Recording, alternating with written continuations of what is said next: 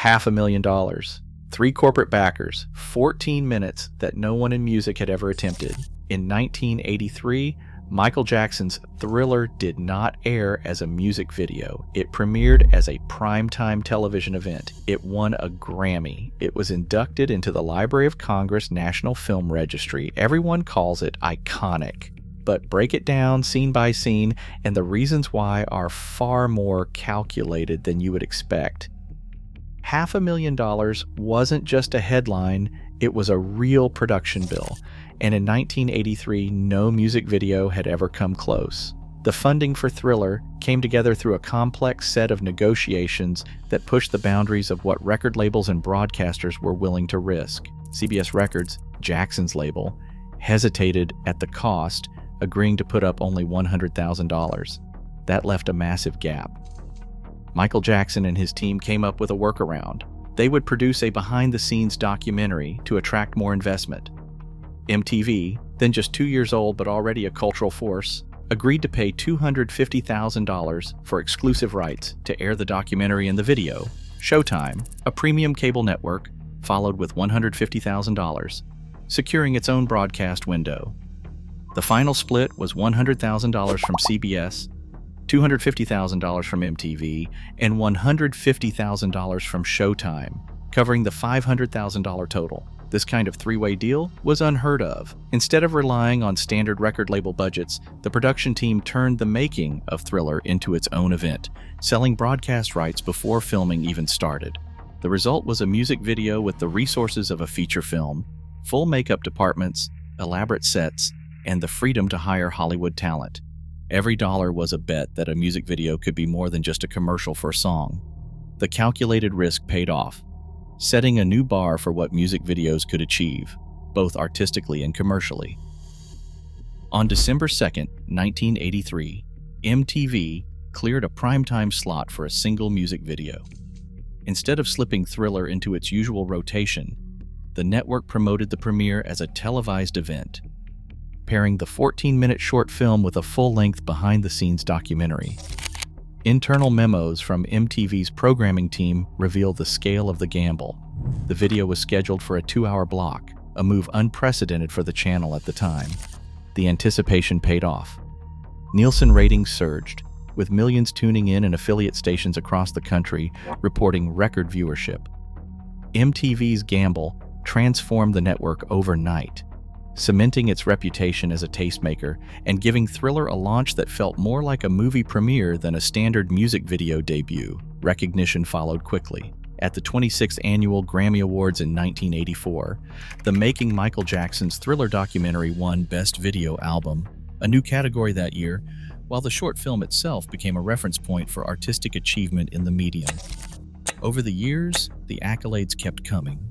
In 2009, the Library of Congress selected Thriller for the National Film Registry, the first music video ever included, citing its cultural, historical, and aesthetic significance.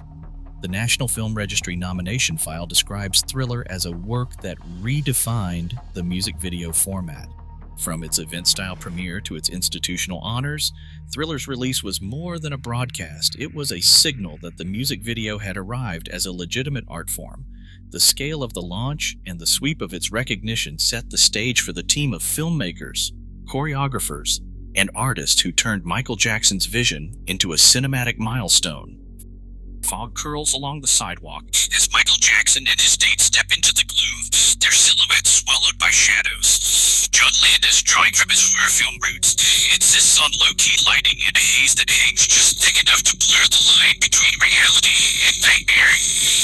Every detail in the opening scenes is deliberate. Streetlights flicker, throwing long, uncertain shapes across the actors' faces. Landis' storyboards, filled with notes about insert shots and camera angles, pull for a slow build each frame, tightening the sense of unease before anything supernatural appears. Behind the scenes, the transformation that angers Thriller's suspense is already underway. Rick Baker's team starts work before sunrise, prepping prosthetic appliances and latex planners. For Michael alone, the process stretches beyond 5 hours, with each layer of makeup and every glued edge checked under the harsh glare of set lighting. Baker Peter's application log from the shoot detailed the timing. 2 hours for the base werecat, another hour for the zombie phase, and frequent touch-ups to keep the camera ready under the heat of tungsten lamps. The challenge is more than cosmetic. The masks are engineered to flex with Michael's expressions, allowing him to snarl, grimace, and crucially, dance. Landis' direction calls for a slow creep, then a sudden rush. Early shots linger, letting dread settle in. Then, as the transformation begins, the pace fractures into a quick montage, with close-ups of yellow eyes, claws bursting through gloves, and skin stretching as the prosthetics do their work.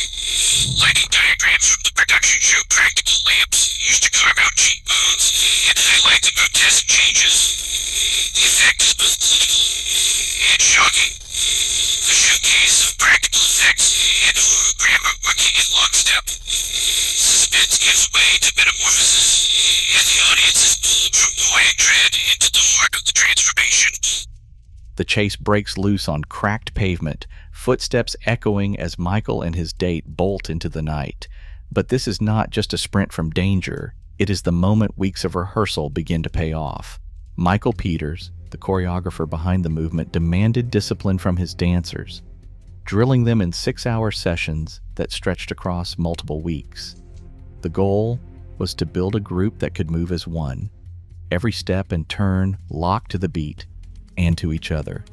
As the camera glides backward on a dolly, the ensemble of 20 dancers emerges from the fog, each one hitting their mark on cue. This is no random crowd. Peters designed the entrance with military precision, using formation diagrams and floor tape to set the exact path for each performer.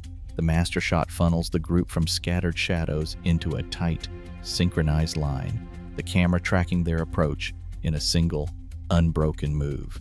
Every dancer knows the count. Every heel lands where it should. The effect is hypnotic. A wall of undead energy closing in and building anticipation for the transformation ahead. The choreography is not just about spectacle. It is a test of unity under pressure.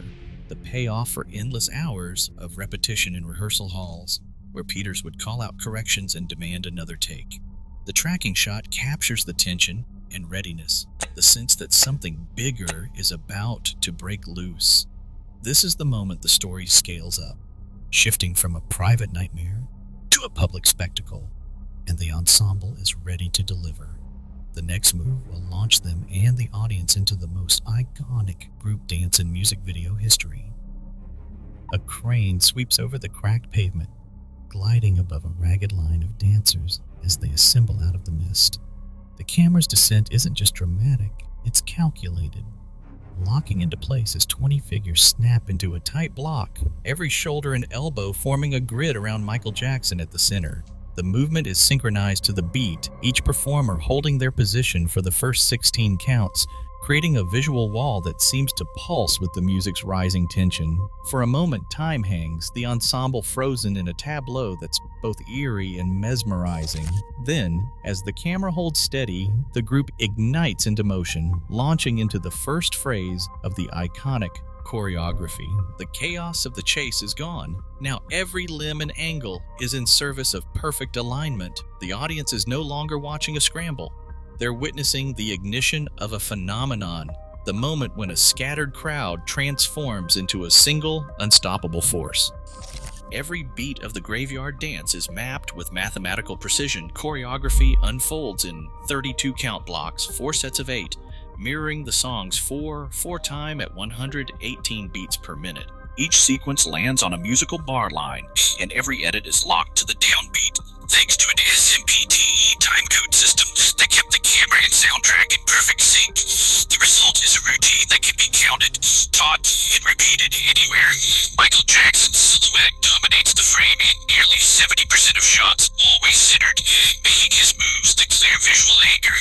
Wide establishing shots last up to 13 seconds, giving dancers room to build tension, while tight inserts punch in on the 5th beat, syncing with the snare and amplifying the choreography's most memorable moments. The structure, reliable, repeatable, and visually clear, made Thriller dance not just iconic, but globally imitable. Today, every Halloween millions still gather to mimic those iconic moves, proving that the line between music, film, and cultural ritual has permanently blurred. Thriller isn't just a relic, it's a living template for how pop art rewrites what is possible. That legacy still haunts and inspires every frame.